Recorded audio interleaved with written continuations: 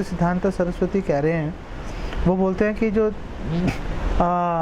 ये जो 3 तरह के जो ताप हैं, ये भागवतम को सुने बगैर इनका निराकरण नहीं संभव नहीं है।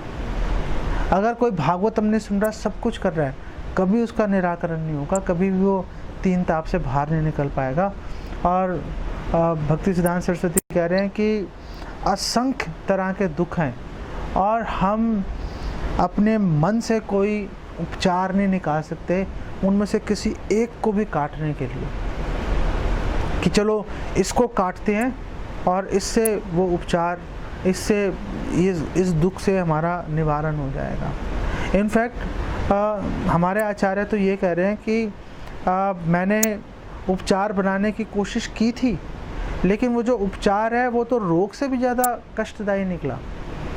और श्रील प्रभुपाद एक उदाहरण देते हैं। श्रील प्रभुपाद ने बोला कि बंगाल में एक व्यक्ति था, बहुत ही चारों तरह के पापों में लगा हुआ था, व्यभिचार कर रहा है, नशा कर रहा है, जुआ कर रहा है, डकैती डाल रहा है, मांसाहार कर रहा है। और जब बूढ़ा हो गया, अंत समय उसको पास आना शुरू हो गया, तो उसने सोचा ओ यमराज तो मुझे अवश्य खींच के ले जाएंगे, तो कैसे बचूं यमराज से। तो उसने अपने पूरे शरीर पे मल लगा लिया। उसने पूरे शरीर को, उसने एक भी जगह ऐसी नहीं छोड़ी जहाँ पे उसने मल नहीं लगाया। उसने बोला कि अब मैंने पूरे शरीर पे मल लगा लिया है, अब यमराज मुझे कैसे हाथ लगाएंगे। तो हमारे आचार्य कह रहे हैं कि ये जो उपचार है, जो हम उपचार निकाल के लाते हैं, ये तो रोग से भी भयानक है। इसीलिए हमें भक्ति सिद्धांत सरस्वती ठाकुर भी कह रहे हैं कि हम एक का भी उपचार नहीं कर सकते। और ये जो जड़ है, जड़ क्या है इसकी, ये जो 3 ताप हमें तकलीफ दे रहे हैं, वो बोल रहे हैं जो जड़ है ये एक्चुअली में अविद्या है, भगवान की विस्मृति है। ये भगवान की विस्मृति रूपी जो जड़ है, ये जो अविद्या है, यही इस 3 ताप रूपी जो वृक्ष है, जो निरंतर हमें तकलीफ दिया जा रहा है, उसकी जड़ है ये। और वो बोल रहे हैं कि ये जो अविद्या है, ये आवरण जीव को कवर कर देती है और प्रक्षेपण उसको भौतिक संसार में फेंक देती है कि भैया अब तू दुख झेलता रहे। जब तक हम इस जड़ को उखाड़ के फेंक नहीं देंगे, भक्ति सिद्धांत सरस्वती कह रहे हैं, तब तक हम कभी भी इन 3 तापों से मुक्त नहीं हो सकते। और वो केवल और केवल संभव है भागवतम के श्रवण से। भक्ति सिद्धांत सरस्वती एक और जगह पे बोल रहे हैं, वो बोल रहे हैं कि देखो दुखों का एक कारण होता है। दुख तो सिम्टम है, उसके पीछे उसकी कुछ कारण भी तो होगा कि आखिर वो दुख क्यों मिल रहे हैं। अगर बुखार आ रहा है व्यक्ति के शरीर में, तो भाई वो बुखार क्यों आ रहा है, उसके पीछे रीज़न चेक करना पड़ेगा ना कि क्या रीज़न है।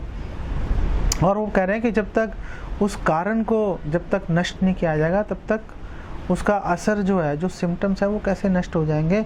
जब तक बरगद के पेड़ की जड़ को आप ख़त्म नहीं करोगे, वो दोबारा उग जाएगा, आप चाहे हज़ारों बार उसको काटते रहो। और भक्ति सिद्धांत सरस्वती कह रहे हैं जो हज़ारों जो मनुष्य जो ये प्रपोज़ल, जो ये योजनाएं बना रहा है सोशल वेलफेयर की, सामाजिक कल्याण की, ये इससे तो मुझे एक ही बात याद आ रही है। भक्ति सिद्धांत सरस्वती कह रहे हैं, क्या बात याद आ रही है कि हम लोग अपने हाथों से, हम सोच रहे हैं कि हम अपने हाथों से समुद्र का पानी भर के उसको फेंक देंगे और वो खाली हो जाएगा। ये बस उसी तरह से है जो हम सामाजिक कल्याण के कार्यों में अगर जुड़ जाते हैं, तो हम क्या कर रहे हैं, हमें जो दुखों का सागर है, हम अपने अंजलि से, अपने हाथों से पानी भरकर उसको हम उठा के बाहर फेंक रहे हैं कि इसको खाली करते हैं। भक्ति सिद्धांत सरस्वती कह रहे हैं, पहली बात है कि भाई खाली नहीं कर पाओगे, और दूसरी बात है कि चलो इसको खाली कर दोगे, पानी फेंक कर रहे हो, जहाँ फेंक रहे हो वहाँ भर जाएगा वो। तो दोनों सिचुएशन में आपका प्रयास विफल होना निश्चित है। आप उसको काट ही नहीं सकते, वो पॉसिबल ही नहीं है उसको काटना। और वो भक्ति सिद्धांत सरस्वती कह रहे हैं, आप हज़ारों युग तक अगर लगे रहोगे तो भी उसका कोई रिजल्ट नहीं आएगा। आप सिर्फ एक जगह से निकाल के दूसरी जगह शिफ्ट कर दिया। श्रील प्रभुपाद बोलते हैं कि इस कंधे पे बड़ी देर से वज़न रखा हुआ था, ओह रिलीफ चाहिए मुझे, रिलीफ चाहिए तो उठा के इसको इस कंधे पर रख लिया, अरे ये क्या रिलीफ है, इसको थोड़े ना रिलीफ कहते हैं। रिलीफ तो ये है कि इसको उठा के आप नीचे ही रख दो उसको, कि भाई अब नहीं मैं उठाना चाहता इस वजन को, इस कंधे से उठा के इस कंधे पे ले आए। I mean what kind of relief is that? ये कोई इंटेलिजेंस नहीं है।